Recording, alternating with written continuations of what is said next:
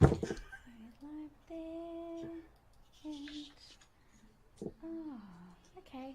This isn't, oh no, it is, yep, good. It's Yeah. working on Instagram as well. Yay! Yay. Yay! So we're live here with another Fearless Singer podcast episode this week, and I am interviewing the incredible Paula Hackney. Now, Paula Hackney is a really wonderful jazz singer, musician. She fronts as well as created the band Melody Graves and the Hokum Redemption, and she has now also begun a beautiful project collaborating with other jazz singers here in Mianjin, with a phenomenal band, including members of the Melody Graves band as well.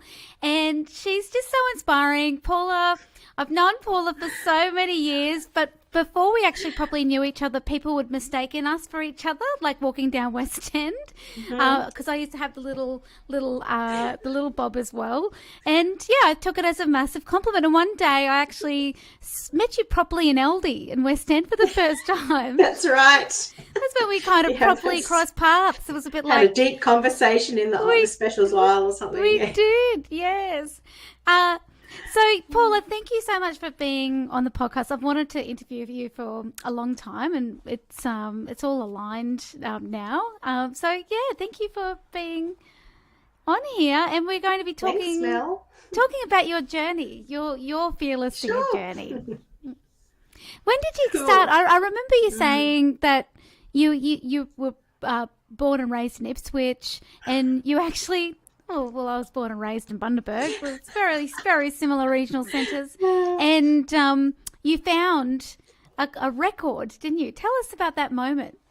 Yeah. So, always been the black sheep of the family, very musical from a young age in the school choir and everything, learning Kookaburra, Six in the Old Gum Tree, knowing that there was more, got asked to return my violin by my father because I was too noisy. And then I think when I was about 15 or 16, I was like an avid op shopper, and Ipswich op shops were great back in the day because you could find beautiful 1940s, 50s, 60s fabrics and clothes. They were just everywhere, like 50 cents for a vintage frock. And then I discovered like this cassette box set of a Billie Holiday series. And that was the start of my sort of journey into early jazz and blues. And then that kind of just led, I think I played the Chet Baker album, the Chet Baker Sings album on repeat till it nearly died on a old record player. So that really, it was just by luck, by pure chance, and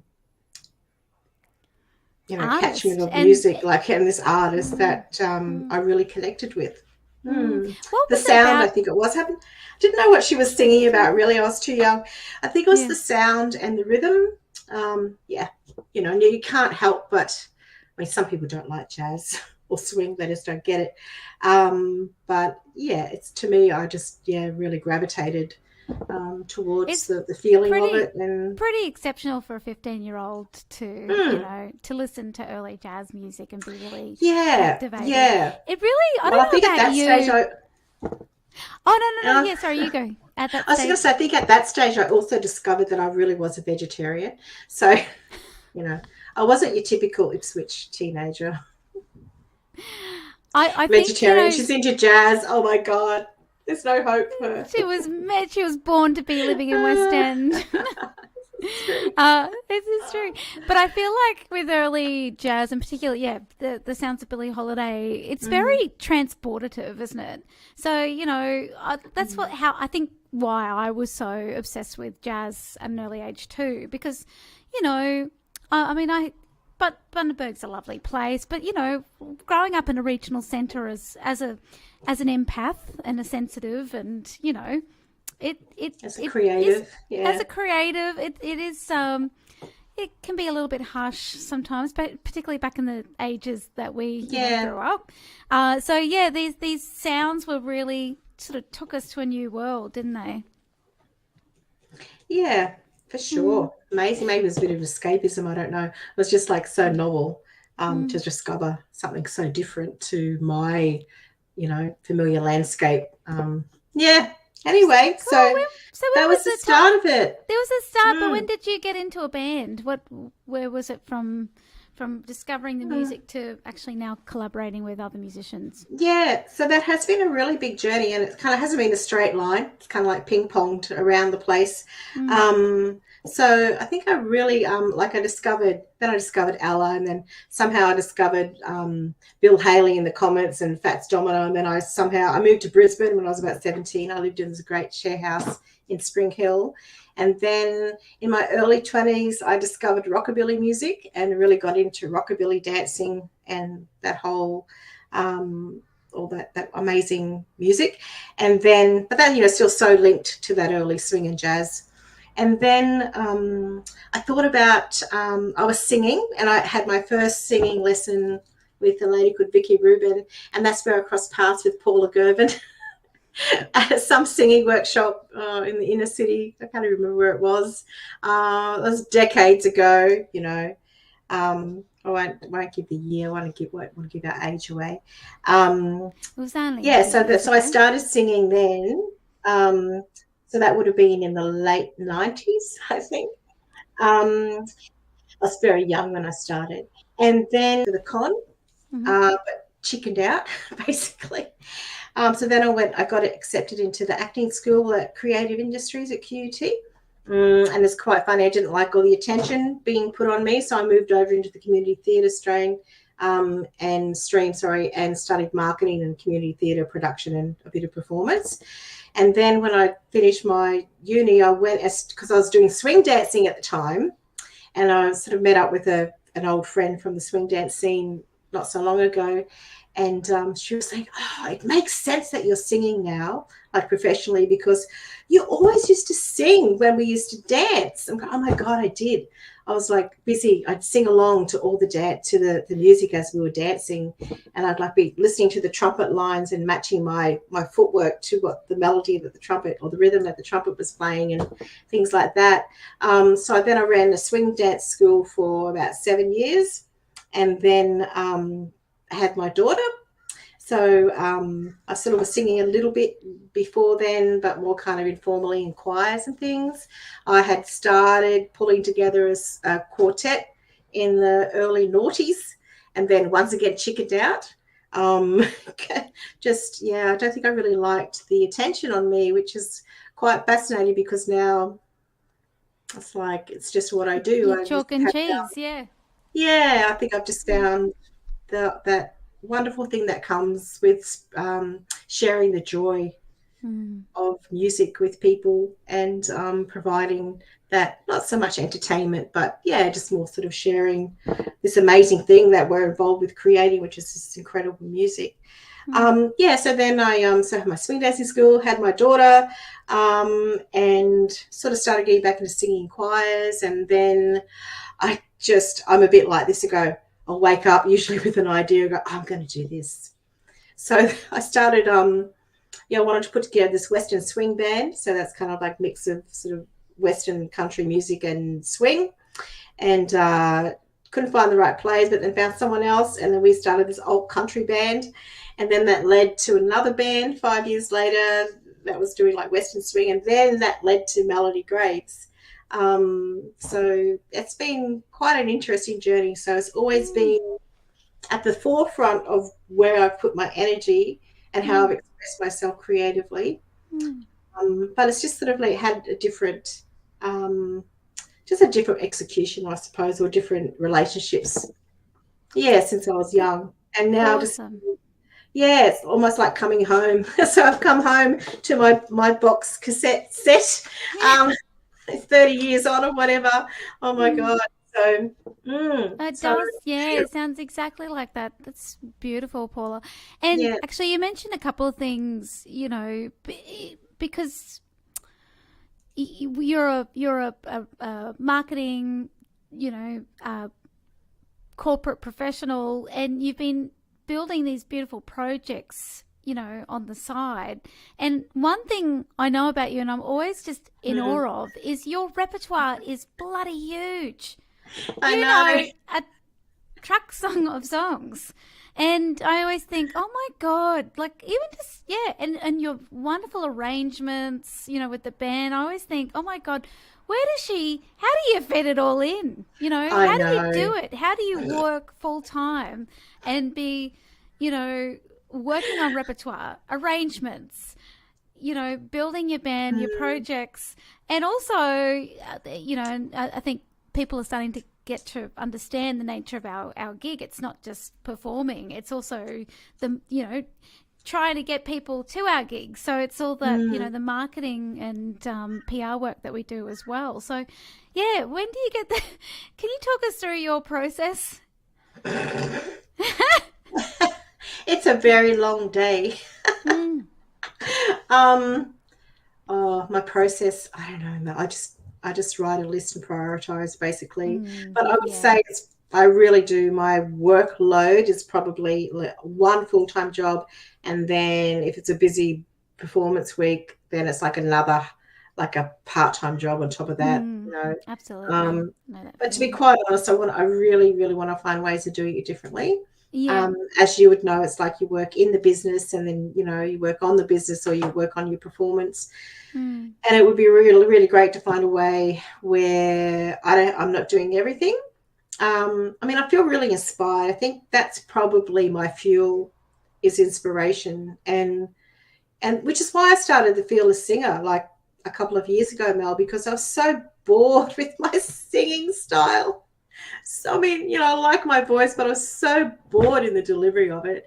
And it's been great to discover all of these, like the full, and I still haven't discovered it, but the full suite of my, you know, vocal palette and capabilities and different ways into songs and different, you know, ways into expressing meaning through your voice and where it sits. I think in another life I probably would have been like a music therapist, I would say. I think find you could still be a music therapist if you wanted to. Yeah, true. it's not too late. Yeah. It's interesting, yeah, you spoke about being a Fearless Singer member, because I think a lot of people assume that if you go and get singing coaching or whatever, it's like, but aren't you a professional? You're doing it already. Yeah. You're gigging. Why do you need to? And it's like, well, I go and see somebody, you know, from time to time as well. But it really is, it's just about investing more time and energy in yourself and hearing different people's perspectives. And, you know, I've, you know, booked in for sessions with particular artists around Brisbane who I really admire, because there's certain things that they, you know, that they do really well. I go, oh, how do you do that? But yeah, I love that you're part of the Fearless Singer membership, because every member brings their own energy and it's like we all inspire each other.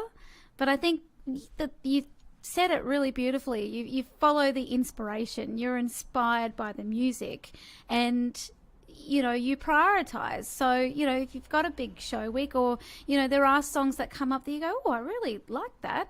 And I love that about you. You're always finding these obscure songs, which are really groovy. I'm like, I like the quirky ones. I like the really quirky ones. Yeah, I just listen.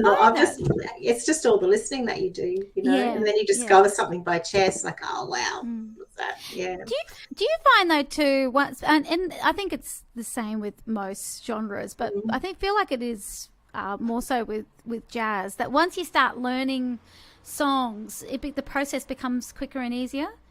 Yeah. Yeah. And I found like lately I've been breaking songs down, which is amazing.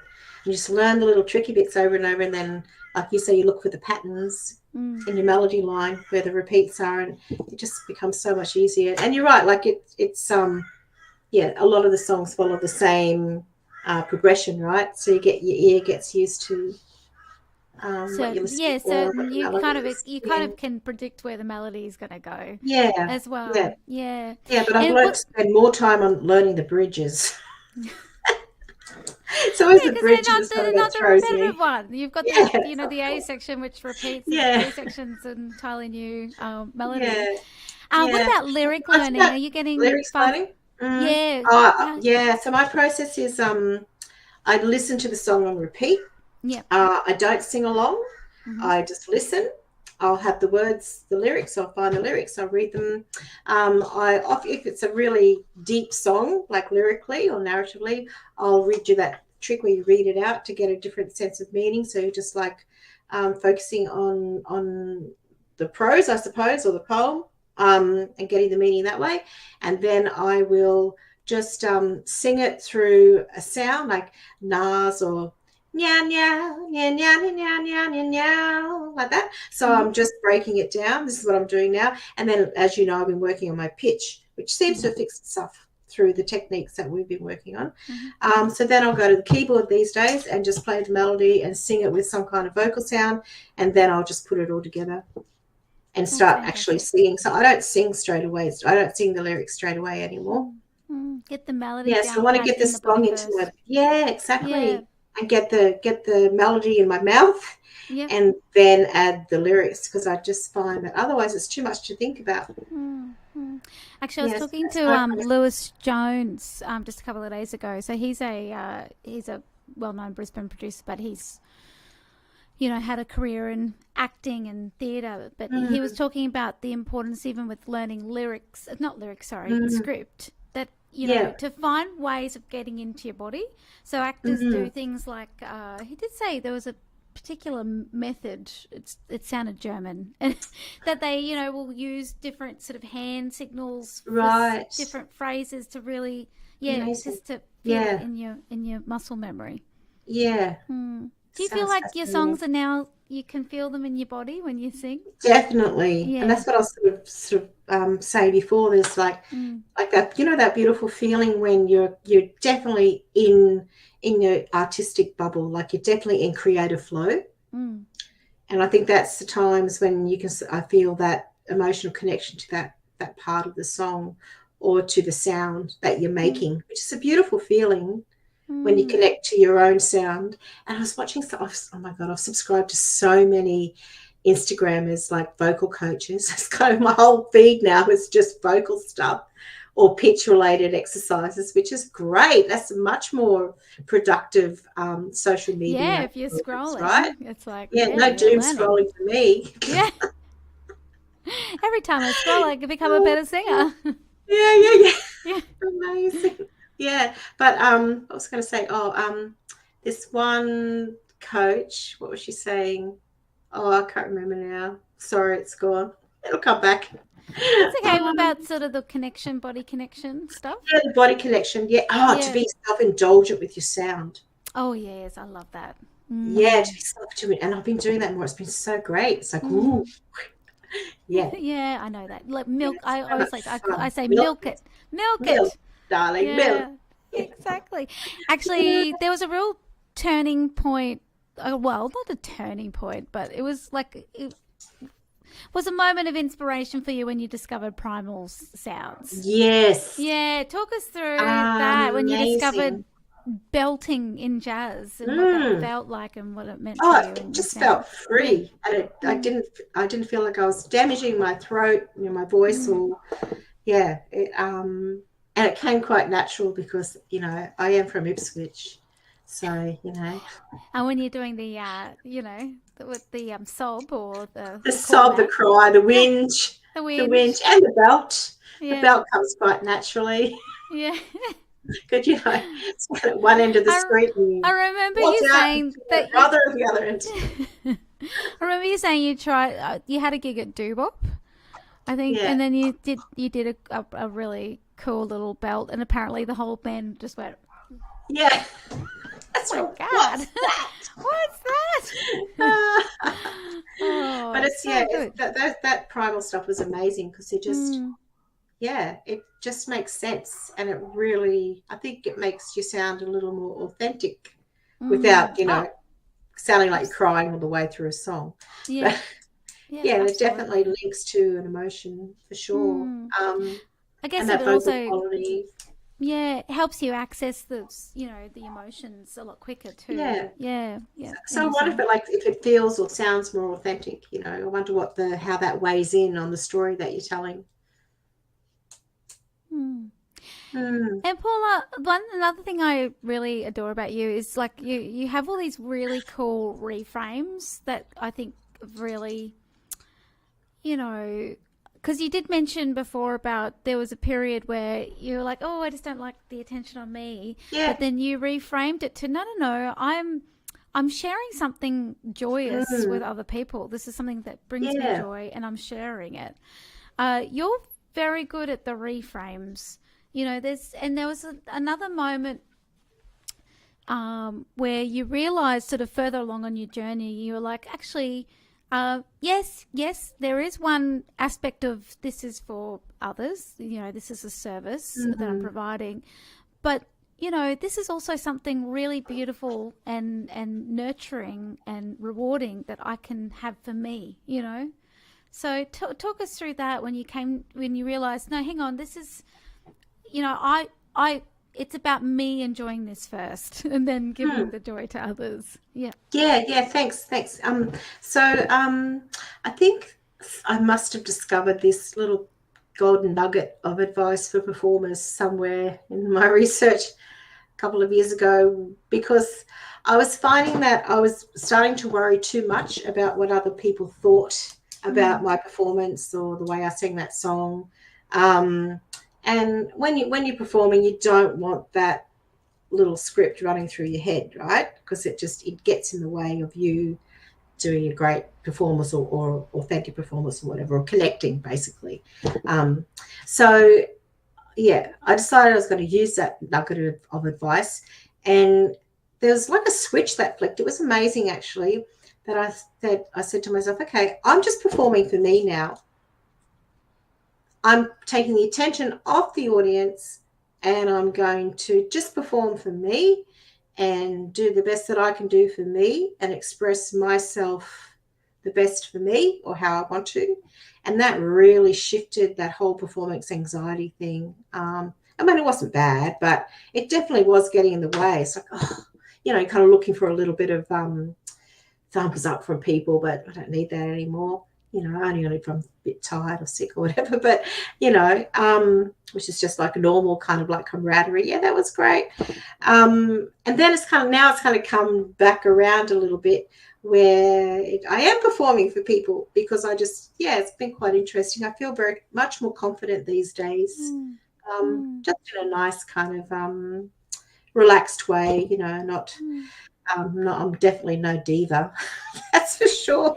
I'm way too collaborative. There's nothing wrong with being a diva. I know, darling. There's nothing. But, I always say, I feel much quietly confident these days. Yeah. Oh, good on you. I feel like it was more like that whole thing was just reclaiming a little bit of the power, Yes. And again, it's coming from a full place. Yeah. If you're full, then it's gonna, the audience get the overspill. Yeah, exactly. Yeah. And I think you just reminded me, like, I think I was saying back then was it's something like a year and a half or 2 years ago, right? That I would say, I just feel like I give away so much, and at the end of a show, there's nothing left for me. So I think I decided to keep a little bit for me, so I wouldn't be so exhausted after a show, which is hard for an extrovert. Like, I'm a full-on extrovert. It's like, rah, like I should have been on Broadway, Tonight, by the way. Yeah. Oh, no, I'm good where I am, thanks. Yeah, okay. I love Broadway, but, I did have my experience of singing in light opera voice, as we've shared stories of me at the Logan Civic Centre, dragging my parents along to see me sing Black Coffee and Crazy, Patsy Cline, Willie Nelson's song, in a light operatic jazz voice. Crazy. Oh. Anyway. Lovely. Yeah. And you mentioned, sorry, I keep talking over you. My sincere apologies. That's one right. thing. Oh, thank you. You did mention the C word. C? You did say a C word, and that was collaborative. How many letters? You said you're far too collaborative. Oh. No. Although I have I did this in the last podcast episode. I love saying that, the RuPaul.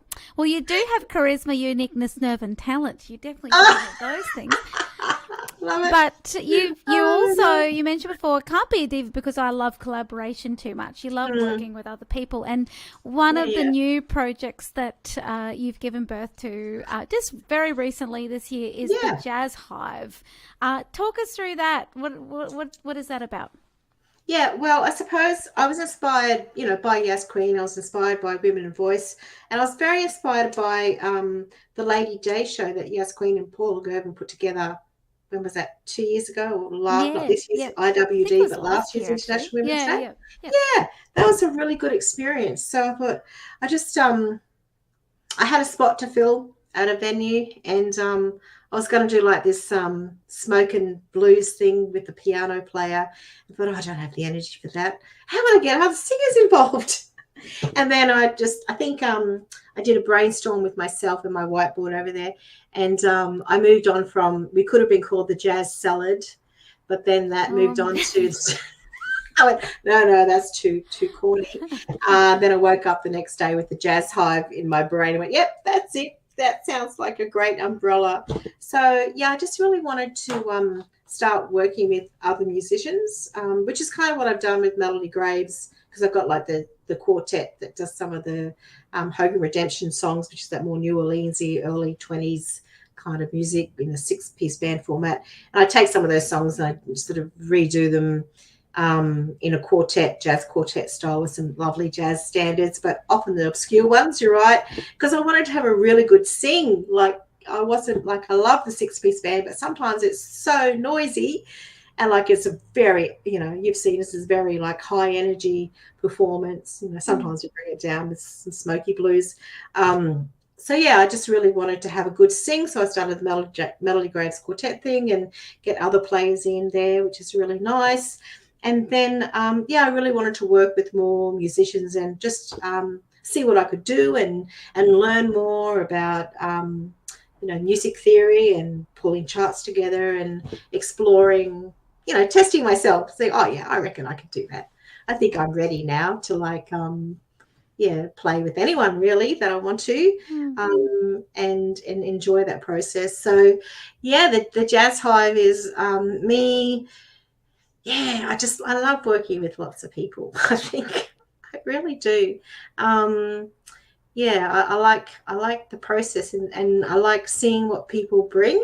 So that's what I mean by I'm very collaborative, because I like, I could go right, be really prescriptive. This is how I want this to sound or that to sound. But all these other amazing musicians and performers that you're working with, they've got all these great ideas and this amazing musical knowledge that be a fool to not open that conversation up for them to have more involvement in what you're creating. So the Jazz Hive is really, it's just a celebration of early jazz music, and for me it's all about Billie Holiday. That's who I'm kind of honoring in the show, and the other vocalists have chosen some vocalists who inspire them. And then we get to work with some amazing musicians and just put this really lovely show together.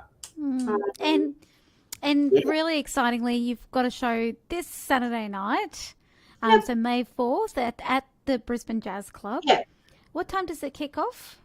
7:30. Yeah, 7:30. 7:30. Two sets. Yeah, so there's beautiful. myself. There's Charlotte McLean, there's Tennille West, Stephanie Larman, so we're the 4 vocalists, and backed by Paula Gerben on piano, Evan J. Evans on drums, and James Vizentian, Jimmy V on double bass, and I can never say Rebecca's last name. It's so bad. She said you won't be able to pronounce it. I'm going to have to practice very hard between now and Saturday. McCutchinson, yeah, that's it. Rebecca McCutchinson. There you go. It's amazing tennis. She's amazing. So she's completely new on the scene, and Paula booked her at the beginning of the year because Jazz Hype kicked off at the Bearded Lady. Yeah. Was it January or was it February? Yeah, January. January, yeah.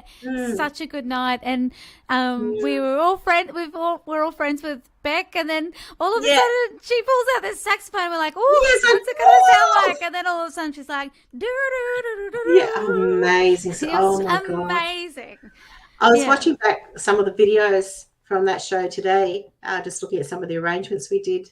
And her solos, the tone, so beautiful. Oh my God. Yeah, no, it's a killer Yes. band. Paula Gervin is just an Mate. absolute badass at the I think what's piano. really not, yeah, I Yeah, know, piano and and tenor Jimmy sax. B, So nice. oh, gorgeous, and yeah, and Great of rhythm course section. Evan Evans. Yeah, it's going to be Yeah, absolutely swinging and yeah, sizzling. And yeah. then yeah, you've got pretty much the best vocalists in Brisbane. I shouldn't Some of say the that best. actually, because some of the No, best. there's no room. Oh, There's no there's room actually for no room everyone for the else. best. I know I was going to say No. there's a lot of the best in Brisbane. We're so lucky. We have got like an incredible just It's phenomenal. cohort, or what do we call ourselves? A Yeah, school group, of school, a jazz herd, singers. A herd. yeah, gaggle, A gaggle of singers, jazz gaggle of singers. singers. Yeah, we're very, very lucky. But you I got know. some of the best there. So yeah, it's going to be Yeah, such a bloody good night. and I think what's really lovely is the camaraderie that comes through. Oh, It's so 100%. beautiful with the vocalists Yeah. and like doing the couple of songs together and scat Mm. exchanges and things like that. It's really lovely. And we've been working on some harmonies, which is really nice. Ooh, beautiful. Yeah, I've been Yeah. remembering my harmony parts today, so that's good. Yeah. And so that's great as well, like to be doing that, like just singing the lead all the time, but working on harmonies, which is great. You know, do something Oh, different. good on you. No, well, that's it. Yeah. Honestly, I just feel like, I don't know, harmonies just really lift anything. They really are like the icing or the cherry on top of something already awesome. Yeah. So that's really So it's cool. really exciting, and it's just I'm so I've always excited been a for bit you. like that. I just go, oh, I'm just going to do this. I'm going to start that. Yeah. Sometimes you go, oh, do I really have the skills of the time? You go, it's okay. I'll just, I have make it to up as I say, go. another amazing fearless singer, Ella Donovan, had her Blossom Dewy Yes. show last night, and which just went off. It was so beautiful from start to finish. And there was like a time last week where she's like, what am I doing? What did I sign myself up for? But we do it. You got to take the plunge, don't you? You just got to give it a go. Yeah. Yep. See how it all pans out. Create your own opportunities. Like if you're inspired, you've got a vision, then just do it. Do You you know. have some advice for someone that maybe they know that they're musical, they know that they like to sing. They go, oh, they sing and they go, oh, that's a nice sound, but yeah, they just don't know where to start in terms of like how do they go about getting a band together, say, for instance. Well, any advice, or what would you advise just in general? Someone that really wants to perform. Yeah. I suppose it depends where they are on their vocal journey.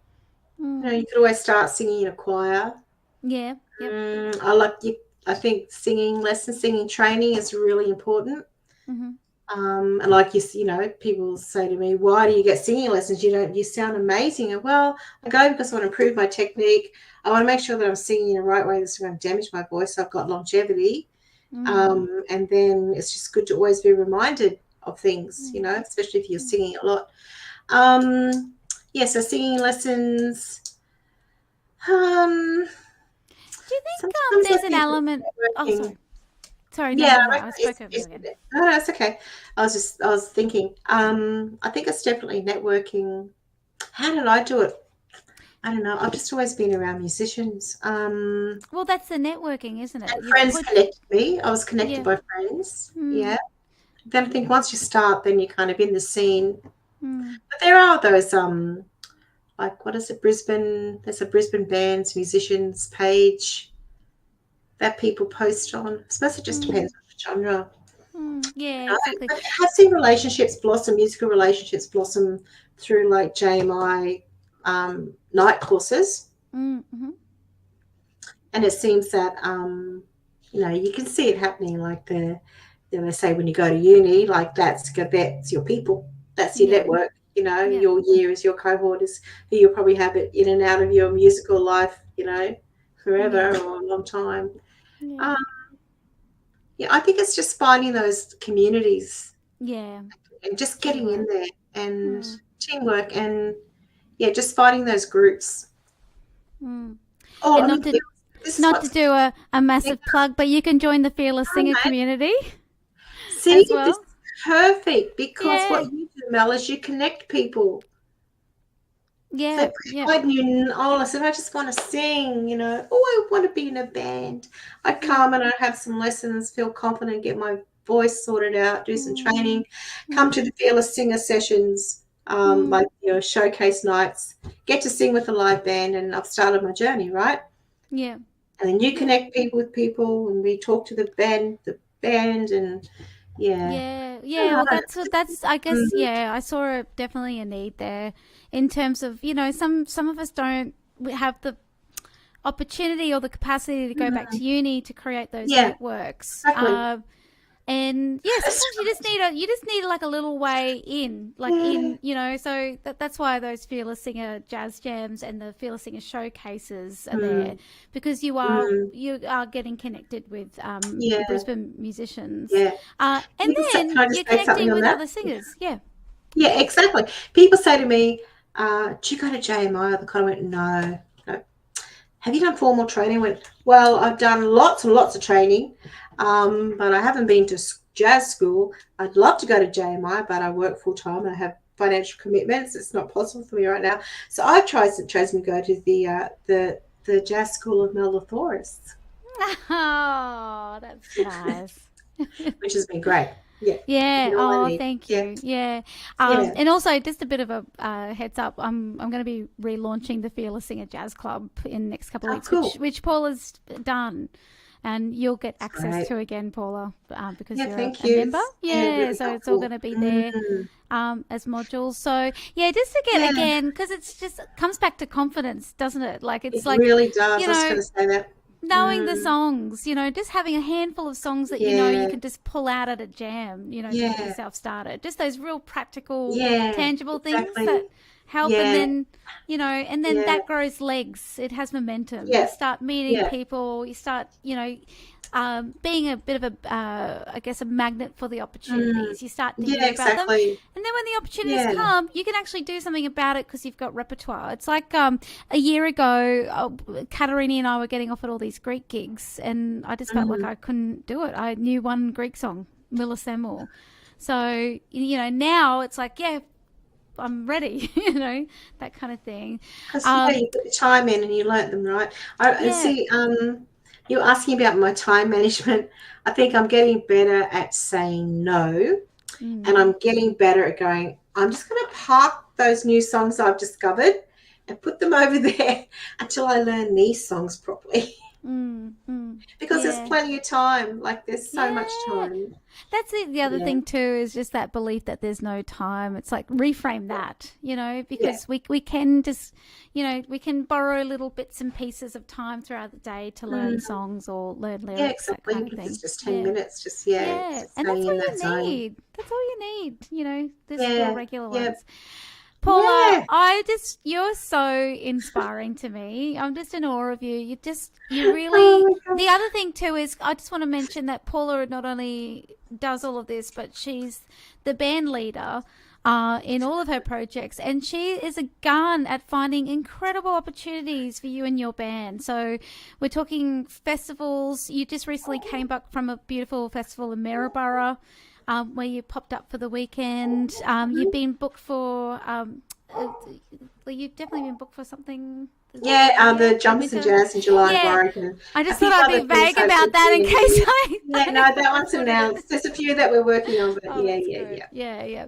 So, you really are a wonderful leader as well, and, and you find incredible opportunities. Thanks. So, but, I couldn't do it on my own. So, I really do acknowledge all the amazing people that I work with, like in these musical projects. Like, I'm just like the driver. I'm like the little dog at the top of the Mack truck.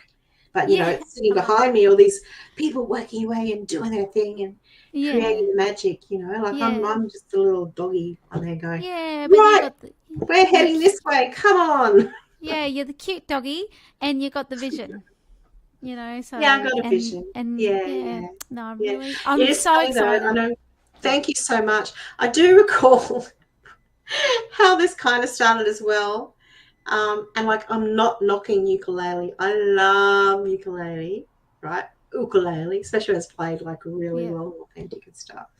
But I did picked up the ukulele about 15 years ago. I actually used to teach it at Audrey's Music Shop, adult classes. I don't know if you knew that. I didn't know that. No. Did you not know that?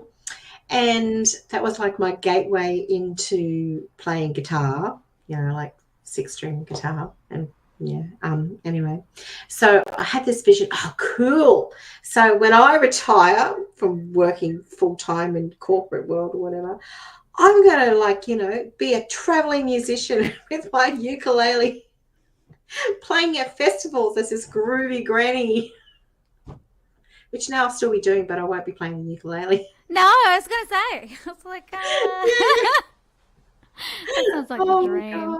Have you ever seen that lady on Instagram go around?